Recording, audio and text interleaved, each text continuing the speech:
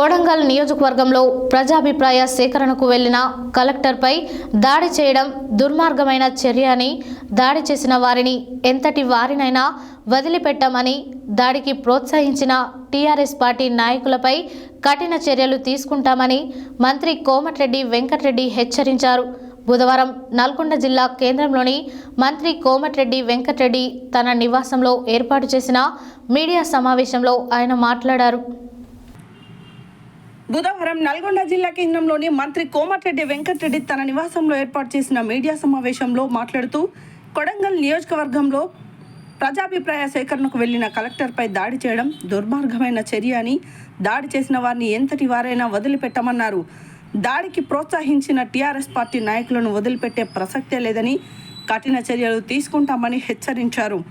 అధికారం కోల్పోవడంతో ఫ్రస్ట్రేషన్లో టీఆర్ఎస్ నేతలు ఇలాంటి దాడులకు ప్రోత్సహిస్తున్నారని, దాడికి పాల్పడిన నేతలు ఫోన్లో కేటీఆర్తో కూడా టచ్లోనే ఉన్నారని, భవిష్యత్తులో ఇలాంటి సంఘటనలు పునరావృతం కాకుండా దాడులకు పాల్పడిన వారిపై కఠిన చర్యలు తీసుకుంటామన్నారు. ఫోన్ ట్యాపింగ్లో ఉన్న వాళ్ళు జైలు ఊసలు లెక్క పెట్టాల్సిందేనని, వారు ఎక్కడ దాక్కున్నా రప్పించి జైలుకు పంపిస్తామన్నారు. ప్రజాస్వామ్య పద్ధతిలో నిరసనలు చేయవచ్చు, కానీ కలెక్టర్పై దాడులకు పాల్పడడం సరైన పద్ధతి కాదని, రాష్ట్రంలో 3 కేంద్ర మంత్రులు ఉన్నప్పటికీ పత్తి కొనుగోలుపై నోరు మెదపడం లేదని, కేంద్రంలో బీజేపీ అధికారంలో ఉన్నప్పటికీ కనీసం పత్తికి మద్దతు ధర గురించి కేంద్రం మాట్లాడటం లేదన్నారు. మూసి ప్రక్షాళనను అడ్డుకుంటామని మాట్లాడుతున్నారు తప్ప రైతుల గురించి మాట్లాడడం లేదని, ధాన్యం కొనుగోలుకు సంబంధించి కొందరు రైస్ మిల్లర్ల వల్ల రైతులు ఇబ్బంది పడుతున్నారని తెలిపారు. వారం రోజుల్లో మొత్తం ధాన్యం కొనుగోలు చేస్తామని, రైస్ మిల్లర్లు రైతులను ఇబ్బందులకు గురిచేస్తే సహించేది లేదని, నాగార్జున సాగర్ ప్రాంతంలో ఇప్పటికిప్పుడే రైతులు వరి కోతలు ప్రారంభించారని, రైస్ మిల్లర్లతో మాట్లాడి రైతులకు ఇబ్బందులు లేకుండా చర్యలు తీసుకుంటామన్నారు. దాడి జరిగిన తర్వాత ఢిల్లీకి వెళ్ళి మాట్లాడతారు ఆయన, మీ పోరాటానికి మా మద్దతు ఉంటుందని. ఇక మీరు ఆలోచించండి, తెలంగాణ ప్రజలారా, ఈయన అమెరికాలో చదువుకొని వచ్చిన వ్యక్తి సాక్షాత్ ఒక ఐఏఎస్ ఆఫీసర్ జిల్లా మేజిస్ట్రేట్ మీద ఈ విధంగా చేస్తే మీరు కొండపోచమ్మ, ఇది చాలా దురదృష్టకరమైన సంఘటన. దాని మీద ఎంత పెద్దవాళ్ళు ఉన్నా సరే, ఒక మాజీ ఎమ్మెల్యే 42 సార్లు మాట్లాడాడంట. కేటీఆర్తో మాట్లాడినట్టు ఫోన్ రికార్డు ఉంది. కానీ ఇప్పుడు కూడా మేము రైతులని ఆఫీసర్లని అటాక్ చేయమని రెచ్చగొట్టలేదు, బదులాడినాం. అలాగే నా పార్లమెంట్లో ఇబ్రాహీంపట్నం దగ్గర ఫార్మాసిటీ మీద 14,000 ఎకరాలు దళితులు అసైన్ ల్యాండ్ తెచ్చుకుంటే కూడా నేను 100 సార్లు ధర్నా చేసిన వాళ్ళందరికీ కూడా ఎవరైతే సతాయిస్తుందో మిల్లర్స్, ఎవరైతే రైతులకు సహకరించి ఉద్యమంతున్నో వాళ్ళని ప్రోత్సాహిస్తాం. నల్గొండ కానీ మిర్యాలగూడ కానీ ఎవరైతే సతాయించే రైతు మిల్లర్స్ వాళ్ళందరూ కూడా బ్యాంక్ గ్యారెంటీ ఇచ్చి మీరు తీసుకోమంటే ఆంధ్ర వాళ్ళు మాకు చెప్పంటున్నారు 100% బ్యాంక్ గ్యారెంటీ ఇచ్చి మేము వచ్చి మీ దగ్గర కొట్టుకుంటాం.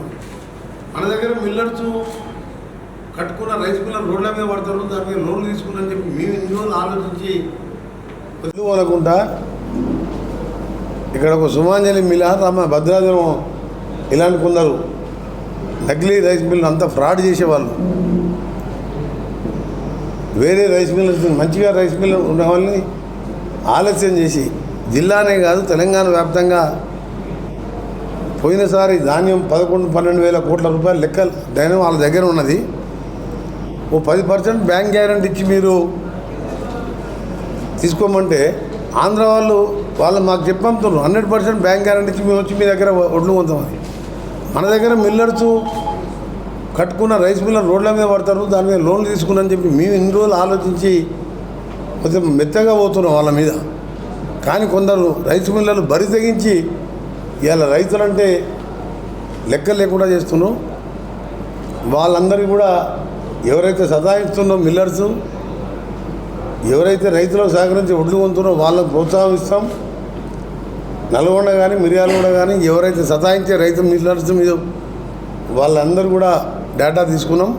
ఇప్పుడు రివ్యూల తర్వాత హైదరాబాద్ పోయిన తర్వాత నిన్నే ముఖ్యమంత్రి గారు కూడా చెప్పారు, మిల్లర్స్ ఎవరైనా రైతులను సతాయిస్తే ఎస్మా కూడా పెట్టి మొత్తం కూడా కఠినమైన చర్యలు తీసుకుంటామని దాని మీద రివ్యూ చేస్తున్నాం. దాంతోపాటు జిల్లాలో మిగిలిన పెండింగ్ ఇష్యూస్ కానీ, డబుల్ బెడ్రూమ్స్ కానీ, మున్సిపాలిటీలో జరిగే వర్క్స్ అన్నీ కూడా స్పీడప్ అవుతున్నది. ఈ ఐకేపీ ధాన్యం చేయబట్టి నేను వస్తే ఎక్కువ ఏంటంటే మనం వేరే కార్యక్రమాలు చేస్తే దీని మీద డైవర్ట్ అవుతుంది. ఆఫీసర్స్ అందరూ కూడా ఇప్పుడు అదే పని మీద ఉన్నారు. కలెక్టర్ నుంచి ఎంఆర్ఓలు ఆర్ఐల వరకు దాదాపు 60-70% ధాన్యం పూర్తయింది. కొద్దిగా ఆలస్యమైంది. దానికి రైతులు కూడా అక్కడక్కడ మిల్లర్లు చేయబట్టి కొందరు మిల్లర్లు చేయబట్టి ఇబ్బంది పడ్డారు.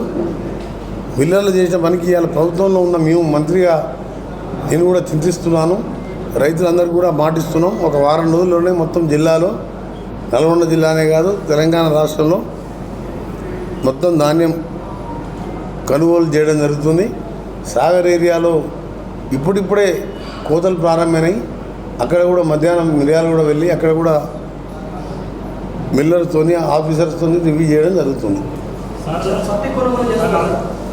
పత్తి కొనుగోలు కూడా కేంద్రం మొత్తం ఎన్ని రోజులు 1-2 నెలలకెళ్ళి మొత్తుకుంటే అసలు ఇద్దరు కేంద్ర మంత్రులు ఉండి పొద్దున్న లేస్తే మూసి అని గల్లీ రాజకీయాలు మాట్లాడుతున్నారు. కేంద్ర క్యాబినెట్ మినిస్టర్ ఏకంగా కిషన్ రెడ్డి గారు అంత పెద్ద పోర్ట్ఫోలియో ఉన్నాడు. 8 మంది ఎంపీలు ఉండి అసలు పత్తి గురించే మాట్లాడతలేరు. ఎంతసేపు మూసి క్లీనింగ్ చేస్తే పోయి దాన్ని అడ్డుకుంటాం అని కిషన్ రెడ్డి గారు, బండి సంజయ్ గారు ఆయనతో మాట్లాడతారు. అరే కేంద్ర మంత్రులు, కేంద్రంలో ప్రభుత్వం ఉన్నది, 8 మంది ఎంపీలు గెలిపించిండ్రు. సరే టీఆర్ఎస్ సపోర్ట్ తీసుకున్నా అట్లా తీసుకున్నా 8 మంది ఎంపీలు గెలిచిండ్రు. పత్తి గురించి మాట్లాడరు. కనీసం మద్దతు ధర తేమ శాతం